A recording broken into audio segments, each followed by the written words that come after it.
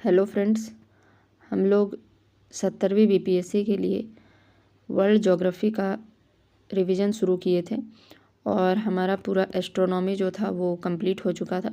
लेकिन उसमें से अब हम लोगों को वन लाइनर क्वेश्चन करना है। ठीक है, तो वन लाइनर क्वेश्चन का हम लोग देखेंगे जो कि काफ़ी सारा है। उसके बाद हम लोग एमसीक्यू क्वेश्चन भी देखेंगे। ठीक है, तो आइए पहला क्वेश्चन देखते हैं। भूगोल का पिता किसे कहा जाता है? याद रखिएगा इरेटोस्थनीज को। अब इसमें जो जो क्वेश्चन दिया हुआ है ये बहुत ज़्यादा इंपॉर्टेंट है, इसको बार बार देखना ज़रूरी है। ठीक है, तो भूगोल का पिता किसे कहा जाता है? इरेटोस्थनीज को। आधुनिक खगोल शास्त्र का जनक किसे कहा जाता है? खगोल शास्त्र का जनक कॉपरनिकस को। ठीक है, कॉपरनिकस को खगोल शास्त्र का जनक कहा जाता है। इसी ने कहा था कि सूर्य के चारों तरफ पृथ्वी और ग्रह परिक्रमा करते हैं। ठीक है, इससे पहले तो टॉलमी था, वह कहता था कि पृथ्वी के चारों तरफ सूर्य चक्कर लगाता है, लेकिन ऐसा नहीं है, कॉपरनिकस ने बताया। चलिए, पृथ्वी गोलाकार है यह सर्वप्रथम किसने कहा था? यह पाइथागोरस ने कहा था। ठीक है, यह पृथ्वी गोलाकार है सर्वप्रथम पाइथागोरस ने कहा था। मंदाकिनियों का सबसे चमकीला एवं ठंडे तारों का क्षेत्र कौन सा था? अगर आप लोग पिछला जितना भी पार्ट्स है उसको अगर आप देखे होंगे तो ये क्वेश्चन बहुत आसान है। ठीक है, तो ये ओरियन नेबुला, सब मंदाकिनी का सबसे चमकीला ठंडा क्षेत्र कौन सा है? Orion nebula. तारों की आयु किस आधार पर ज्ञात की जाती है? तारों द्वारा मुक्त ऊष्मा के आधार पर, यानी तारा जितना ऊष्मा मुक्त कर रहा होता उसके आधार पर। ठीक है, सूर्य की ऊर्जा किस क्रिया से उत्पन्न होती है? सूर्य की ऊर्जा किस क्रिया से उत्पन्न होती है? नाभिकीय संलयन। नाभिकीय संलयन यानी हाइड्रोजन हाइड्रोजन मिलके हीलियम बनता है। सूर्य की सबसे निकट स्थित तारे प्रॉक्सिमा सेंचुरी की दूरी कितनी है? पहले बात तो याद रखिएगा, ये प्रॉक्सिमा सेंचुरी है। ठीक है, तो प्रॉक्सिमा सेंचुरी सूर्य के सबसे निकट तारा है और यह कितना दूर है? 4.24 प्रकाश वर्ष। अगर आप 4 प्रकाश वर्ष भी याद रखिएगा, 4 लाइट ईयर, तब भी ठीक है। ठीक है, 4.24 प्रकाश वर्ष। पृथ्वी अपने परिक्रमा पथ ऑर्बिट में लगभग किस मध्य वेग से सूर्य के चक्कर लगाती है?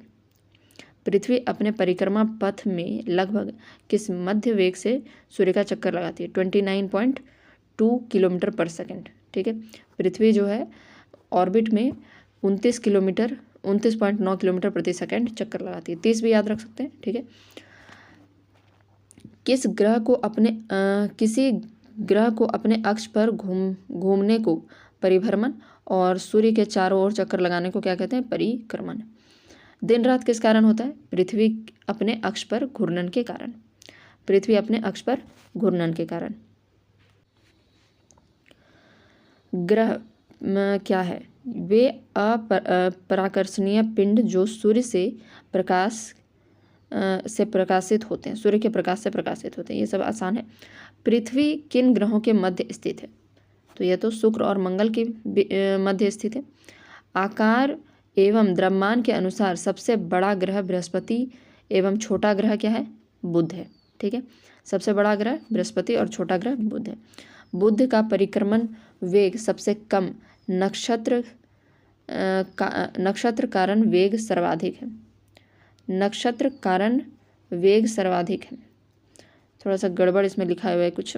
बुध का परिक्रमण वेग सबसे कम है और नक्षत्र नहीं, कुछ और लिखना चाहिए।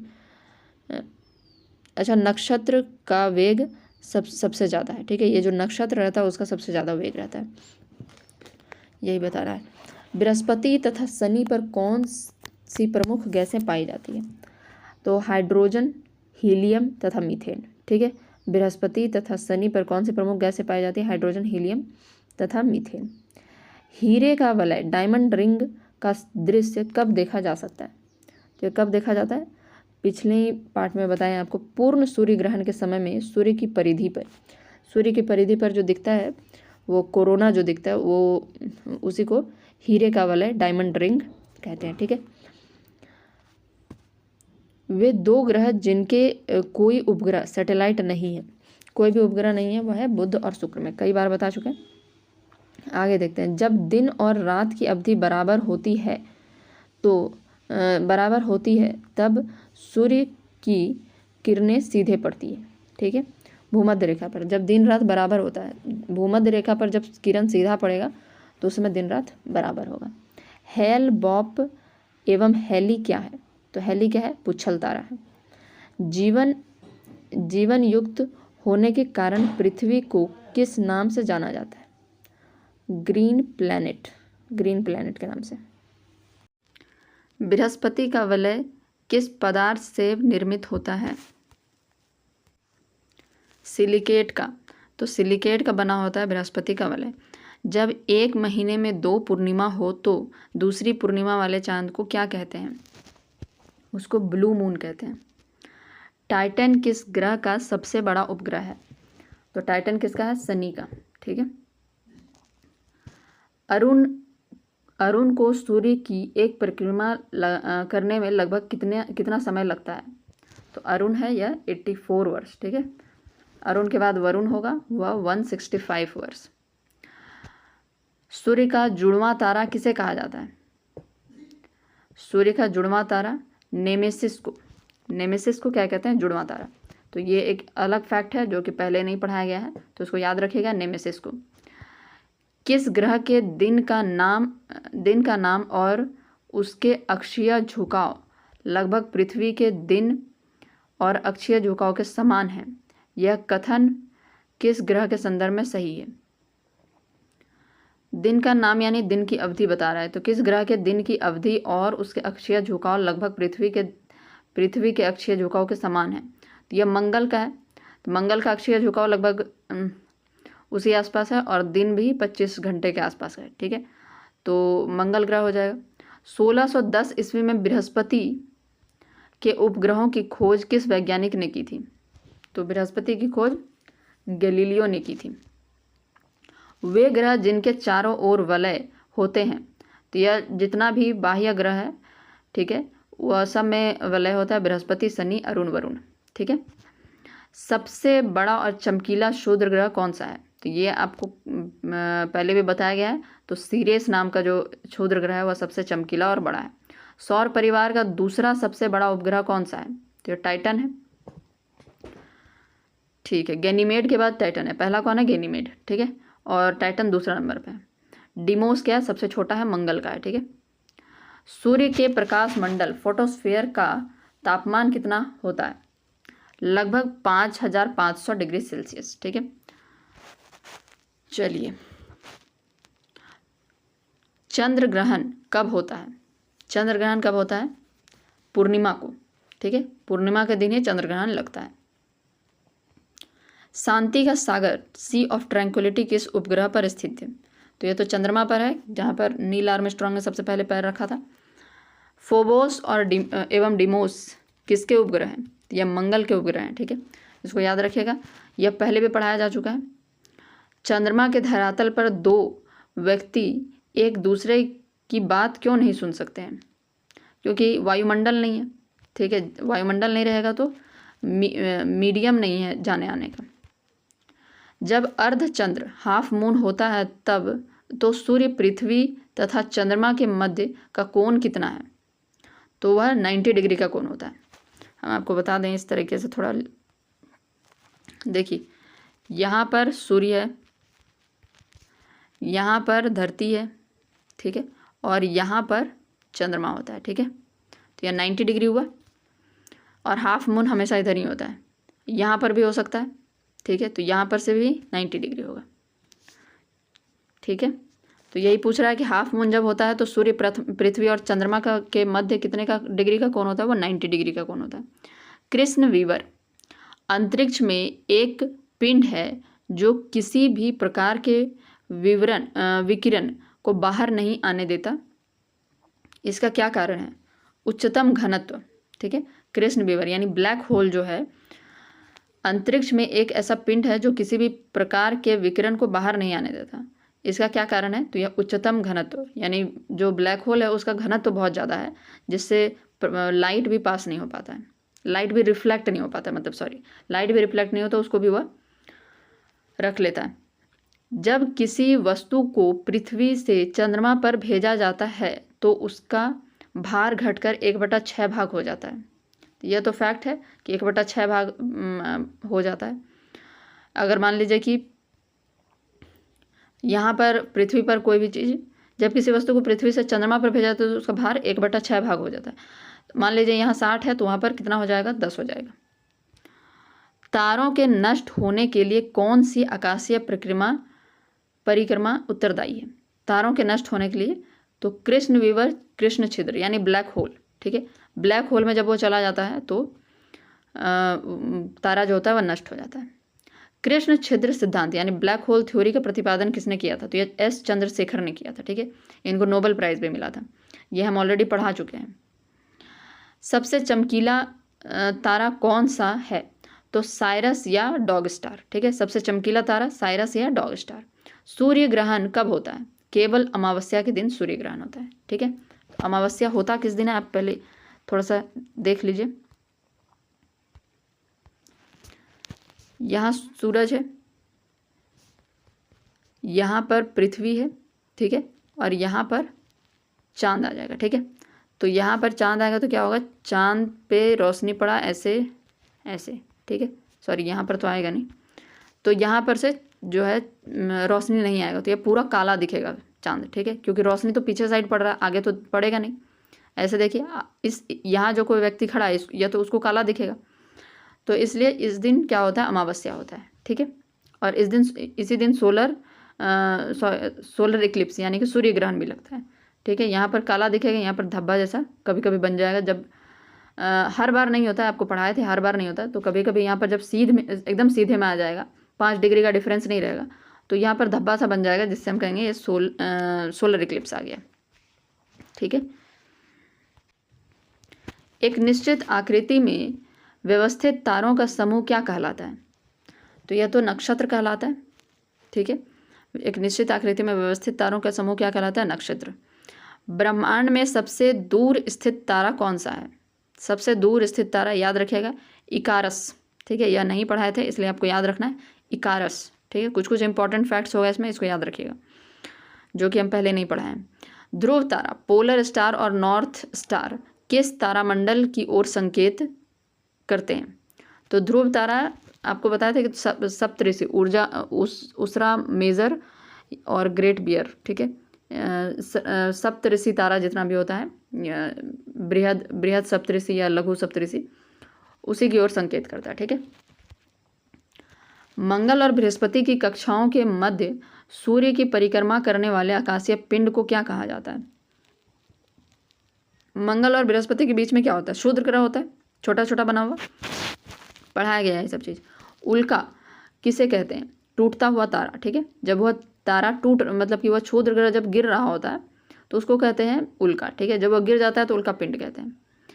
एकमात्र क्षुद्र तारा जिसे नग्न आंखों से देखा जा सकता है। एकमात्र क्षुद्र तारा जिसे इसमें आंसर देना भूल गए हैं, तो अगले पार्ट में इसका आंसर हम बता देंगे। अरुण और शुक्र किस पश्चिम दिशा में घूर्णन करते हैं?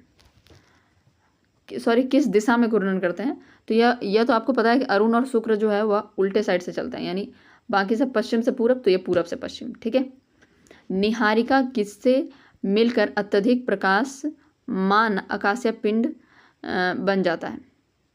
निहारिका किससे मिलकर अत्यधिक प्रकाशमान आकाशीय पिंड बन जाता है? गैस और धूल कण से। ठीक है, तो निहारिका जो है वह आकाशीय पिंड बन जाता है गैस और धूल कण से मिलकर। भारत के मंगलयान मिशन को किसके द्वारा प्रक्षेपित किया गया था? तो PSLV 25 से। मंगलयान को किस मिशन के द्वारा? तो PSLV 25 द्वारा। महाविस्फोटक सिद्धांत क्या है? Big bang theory. तो ब्रह्मांड की उत्पत्ति से। महाविस्फोट सिद्धांत का प्रतिपादन किसने किया? जॉर्ज लेमेत्रे ने। वह गैलेक्सी जिसमें हमारा सौर मंडल स्थित है, मंदाकिनी, आकाशगंगा या दुग्ध मेखला। ठीक है, तो इसमें से कौन सा होगा? वह गैलेक्सी जिसमें हमारा सौर मंडल स्थित है, तो यह मंदाकिनी है, या आकाशगंगा भी इसको कहते हैं, या दुग्ध मेखला, जो भी आपको बोलने का मन करे। आकाशगंगा वर्गीकृत की गई है सर्पिलाकार गैलेक्सी के रूप में, यानी कि आकाशगंगा कैसा है? सर्पिलाकार है। ब्रह्मांड वर्ष कहलाता है। ब्रह्मांड वर्ष किसको कहते हैं? सूर्य द्वारा गैलेक्सी के केंद्र, गैलेक्सी यानी आकाशगंगा के केंद्र की परिक्रमा करने के लिए लिए गए समय को, मतलब एक बार वह पूरा आकाशगंगा का जब राउंड लगा लेगा तो उसको कहेंगे सौर ब्रह्मांड वर्ष। ठीक है, हमारी आकाशगंगा के केंद्र की परिक्रमा करने में सूर्य को समय लगता है 25 करोड़ वर्ष। तारे के विकास क्रम में सर्वप्रथम होता है तो प्रोटोस्टार का निर्माण होता है। सबसे पहले प्रोटोस्टार होता है।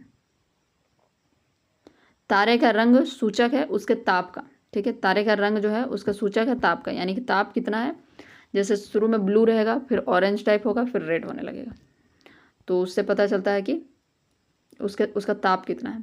वह सीमा जिससे बाहर तारे आंतरिक मृत्यु से ग्रसित होते हैं, तो चंद्रशेखर सीमा होता है। ठीक है, चंद्रशेखर सीमा ही डिसाइड करता है कि वह क्या बनेगा, यानी सफ़ेद वीवर यानी श्वेत वीवर बनेगा, या उसके बाद अभिनव तारा बनेगा, क्या बनेगा, वह चंद्रशेखर सीमा ही डिसाइड करता है। तारों के कारण घटकीय आकाशीय परिक्रमा है कृष्ण वीवर। तारों के कारण घटकीय आकाशीय परिक्रमा है कृष्ण वीवर। कृष्ण छिद्र ब्लैक होल सिद्धांत का प्रतिपादन किसने किया? एस चंद्रशेखर ने। यह क्वेश्चन पहले भी देख चुके हैं। कृष्ण छिद्र यानी ब्लैक होल एक ऐसा खगोलीय अस्तित्व है जिसे हब्बल दूरबीन से देखा नहीं जा सकता है। कारण क्या है इसका? क्योंकि कृष्ण छिद्र पर गुरुत्वीय क्षेत्र इतना प्रबल होता है कि प्रकाश को भी बच निकलने नहीं देता, यानी कि वह प्रकाश को भी अपनी तरफ खींच लेता है, उससे रिफ्लेक्ट नहीं होने देता। ठीक है,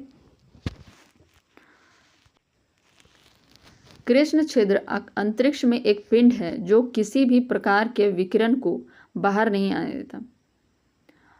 इसका गुण का कारण है बहुत उच्च घनत्व। यह बहुत ही ज़्यादा उच्च घनत्व है जिसके कारण प्रकाश भी बाहर नहीं आ पाता है। सुपरनोवा क्या है?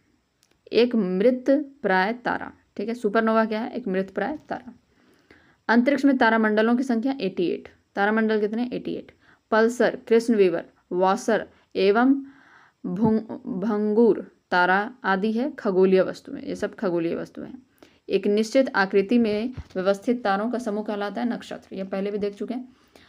हब्बल अंतरिक्ष टेलीस्कोप ने पहली बार एक तारे के सतह की छाया एवं तारे का नाम है बीटलग्यूज। हब्बल अंतरिक्ष टेलीस्कोप ने पहली बार एक तारे की सतह की छाया एवं तारे का नाम है बीटलग्यूज। सौर मंडल के सभी 8 ग्रहों में सर्वाधिक घनत्व वाला है पृथ्वी का। ठीक है, मतलब सारे जितने भी ग्रह हैं उसका सबसे ज़्यादा घनत्व किसका है ग्रहों में? 5.5 ग्राम पृथ्वी का। ठीक है, 5.5 ग्राम प्रति सेंटीमीटर क्यूब। पृथ्वी का विषुवतीय व्यास किलोमीटर और ध्रुवीय व्यास कितना है? तो 12,756 और या विषुवतीय है, ध्रुवीय कितना है? 12,713। पृथ्वी और सूर्य के बीच बैठा अंतरिक्ष यान में व्यक्ति को दिखाई पड़ेगा कि आकाश स्याह काला है, तारे टिमटिमाते नहीं हैं। यानी कि अगर वह पृथ्वी और सूर्य के बीच, मतलब अंतरिक्ष में अगर कोई बैठा हुआ है तो उसको अंतरिक्ष से आसमान कैसा दिखेगा? काला दिखेगा। ठीक है, और तारा भी दिखेगा कि टिमटिमा ले रहे हैं, क्योंकि या तारा टिमटिमाना या आकाश का रंगीन दिखना, किसी भी तरीके का रंग आना उसमें, वह इसलिए दिखता है क्योंकि उसमें धूल का जो कण है उसके कारण। ठीक है, प्रकीर्णन जो होता है। पृथ्वी के संगठन के मुख्य तत्व हैं। पृथ्वी का संगठन का मुख्य तत्व लोहा 35%, ऑक्सीजन 30%, सिलिकॉन। तो आयरन, ऑक्सीजन, सिलिकॉन। ठीक है, आयरन कितना? 35%, ऑक्सीजन 30, सिलिकॉन 15%। प्रकाश वर्ष इकाई है दूरी का। ठीक है, एक प्रकाश में होता है 9.461 भी याद रख सकते हैं, 9.46 इंटू 10। ठीक है,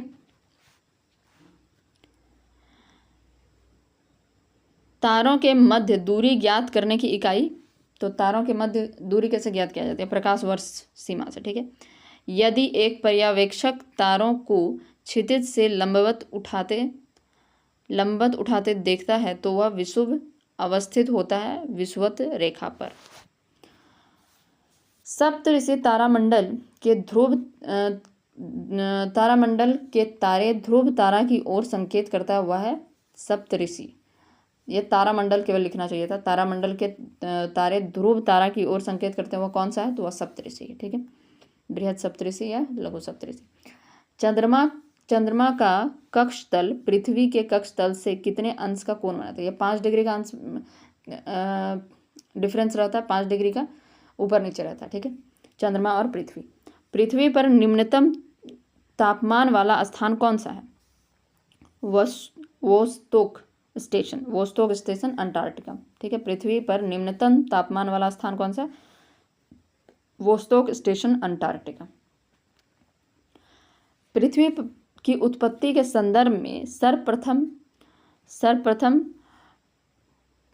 टॉक्सवे, ये पता नहीं क्या लिखा हुआ है। ठीक है, परिकल्पना का प्रतिपादन करने वाले फ्रांसीसी वैज्ञानिक का नाम क्या था? कास्ते दे वाफन। 1749 सर्वप्रथम टॉक्सवे परिकल्पना का प्रतिपादन करने वाला फ्रांसीसी वैज्ञानिक का नाम क्या था? तो कास्ते दे वाफन। इमैनुअल कांट की परिकल्पना के प्रतिपादक थे वायव्य राशि परिकल्पना के। ठीक है,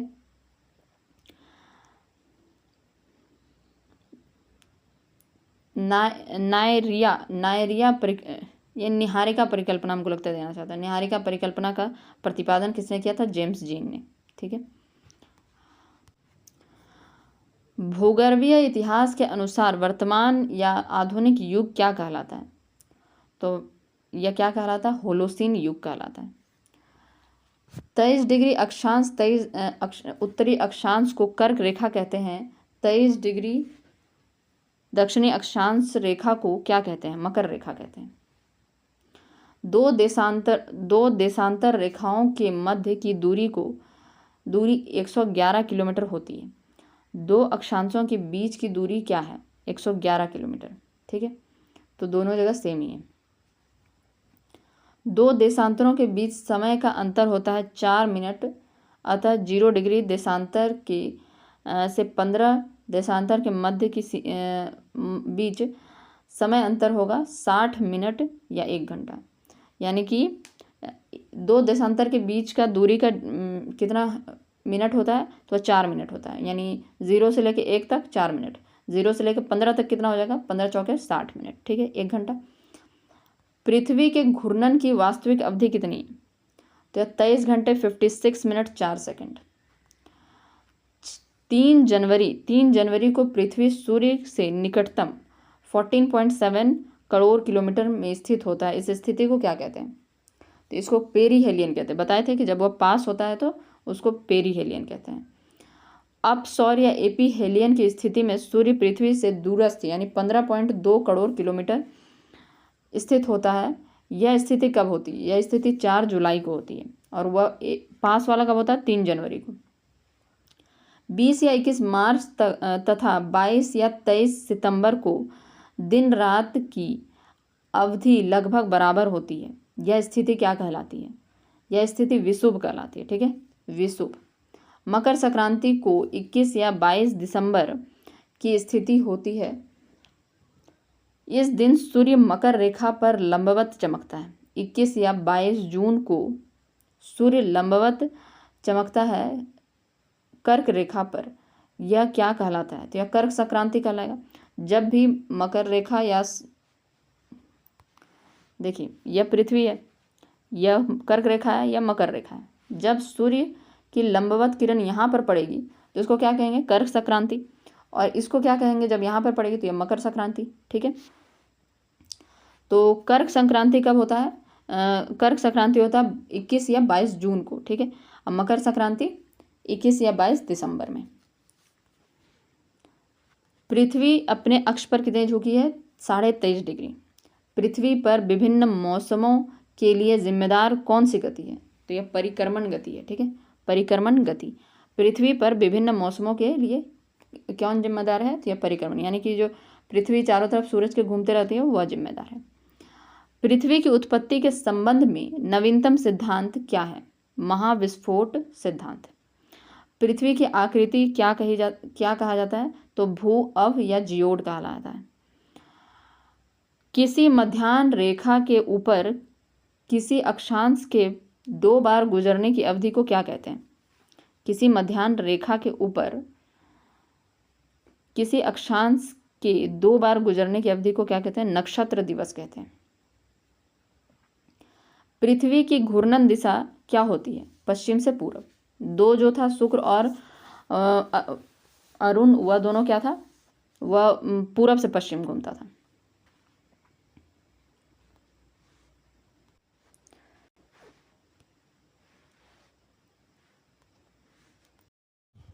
पृथ्वी से चंद्रमा की दूरी कितनी है? तो यह है 3.84 लाख किलोमीटर।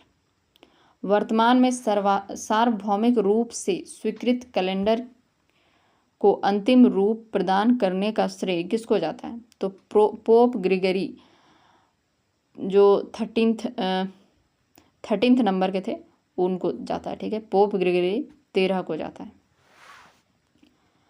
तो जितना भी अभी हम लोग पढ़े हैं इसमें से जो जो इम्पॉर्टेंट है, याद रखने लायक, जो कि आप जल्दी भूल सकते हैं, उसको हम लोग फिर से देख लेते हैं एक बारी। देखिए, भूगोल का पिता आपको पता है इराटोस्थनीज। आधुनिक खगोल शास्त्र के जनक कोपरनिकस। ठीक है, पृथ्वी गोल है, या किसने बताया था? पाइथागोरस ने। उसके बाद मंदाकिनी का सबसे चमकीला जो जगह है ओरियन नेबुला। तारों की आयु किसके आधार पर ज्ञात की जाती है? ये आपको पता है, ऊष्मा जिस तरह से निकलता है। उसके बाद हम लोग को देखना था प्रॉक्सिमा सेंचुरी कितनी दूर है? तो वह 4 प्रकाश वर्ष या 4.24 प्रकाश वर्ष। पृथ्वी अपने परिक्रमा पथ मतलब कि अपने ऑर्बिट पर कितने मतलब कि स्पीड से वह चक्कर लगाती है?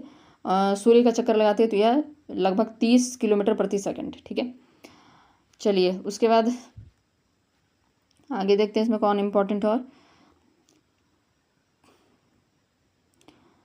आकार द्रव्यमान के अनुसार आकार एवं द्रव्यमान के अनुसार बृहस्पति सबसे बड़ा ग्रह है और सबसे छोटा बुध है। ठीक है, आगे देखते हैं बृहस्पति तथा शनि पर कौन से प्रमुख गैसें पाई जाती है? बृहस्पति तथा शनि पर कौन सी प्रमुख गैसें पाई जाती है? Hydrogen, helium, methane. Hydrogen, helium, methane. ठीक है, डायमंड रिंग कब होता है? जब पूर्ण सूर्य ग्रहण के समय में सूर्य की परिधि पर होता है डायमंड रिंग। ठीक है, या हीरे का वलय। उसके बाद जब दिन और रात की अवधि बराबर होती है तो भूमध्य रेखा पर मतलब कि किरण जो है, सूर्य की किरण जो है वह भूमध्य रेखा पर सीधे पड़ती है, उसको विषुव कहते हैं। हेल बॉप या हेली क्या है? पुच्छल तारा है। और ठीक है, इसमें तो और ज़्यादा। आगे देखते हैं, बृहस्पति का वलय किससे बना हुआ है? तो सिलिकेट का बना हुआ है। टाइटन किसका उपग्रह है? शनि का है।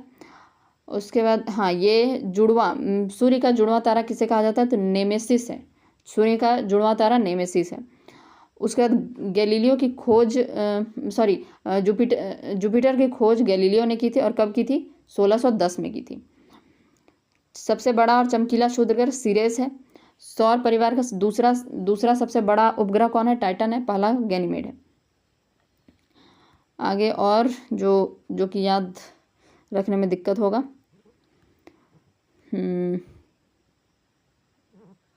और तो कोई नहीं दिख रहा। सबसे चमकीला तारा साइरस या डॉग स्टार, ये आपको पता है।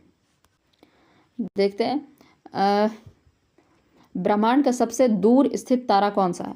तो इकारस। सबसे दूर स्थित तारा कौन है? इकारस।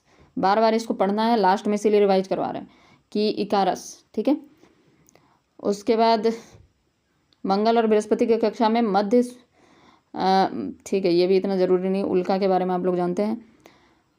चलिए हाँ, भारत का मंगलयान मिशन को किसके द्वारा प्रक्षेपित किया था? तो PSLV 25। ठीक है, PSLV 25 मंगलयान।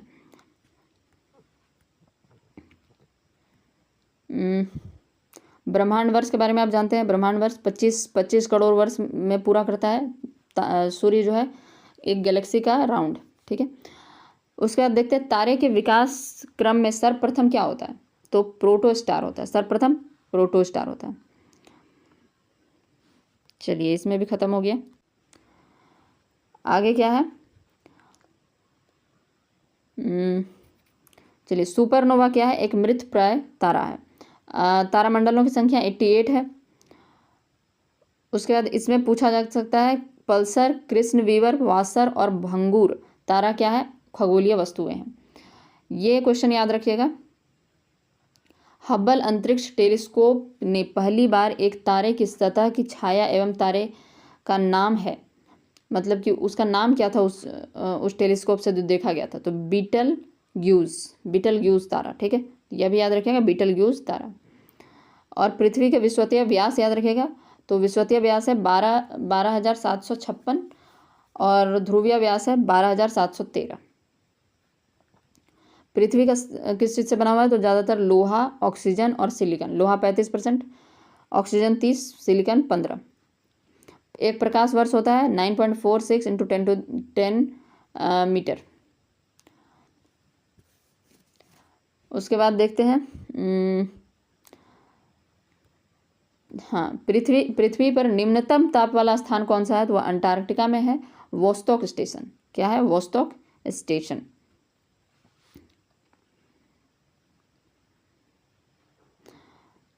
उसके बाद ये थोड़ा सा हार्ड क्वेश्चन था ये। इसमें पृथ्वी की उत्पत्ति के संदर्भ में सर्वप्रथम टक्सवॉय परिकल्पना का प्रतिपादन करने वाला फ्रांसीसी वैज्ञानिक का क्या नाम था, कास्ते द बाफन 1749 में। इमैनुअल कांट किस परिकल्पना के प्रतिपादक थे, वायव्य राशि परिकल्पना के, वायव्य राशि परिकल्पना। भूगर्भीय इतिहास के अनुसार वर्तमान या आधुनिक युग क्या कहलाता है, होलोसीन युग। ठीक है, यह युग क्या कहलाता है, होलोसीन युग। देशांतरीय दूरी और अक्षांश के बीच दूरी कितनी है, 111 किलोमीटर। ठीक है, ये याद रखिएगा, पृथ्वी का घूर्णन का वास्तविक अवधि है 23 घंटा 56 मिनट 4 सेकंड।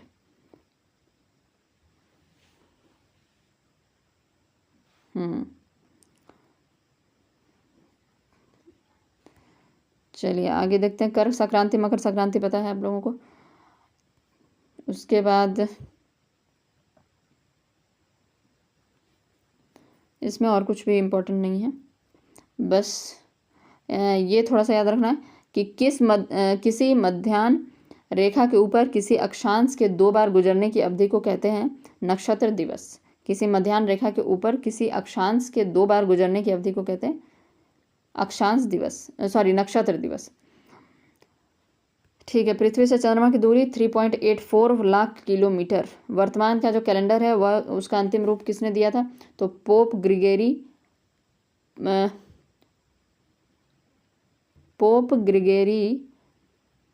13। ठीक है, पोप ग्रिगोरी 13 को। तो ये कंप्लीट हो गया। ठीक है, तब हम लोग नेक्स्ट पार्ट में मिलेंगे, और जब नेक्स्ट पार्ट जो होगा वो होगा इसका क्वेश्चन आंसर करेंगे, MCQ क्वेश्चन। ठीक है, लगभग 200 क्वेश्चन आसपास होगा। अब देखते हैं एक ही वीडियो में बनेगा या 2 वीडियो में, तो वो भी आप लोग देखिएगा। और हो सके तो एक एग्ज़ाम टाइम रिवीजन के लिए एक वीडियो बनाएंगे, जिसमें एग्ज़ाम टाइम आप फटाफट कैसे रिवाइज करके जाएँ, एक वीडियो में ही पूरा एस्ट्रोनॉमी कंप्लीट हो जाए। ठीक है, थैंक यू।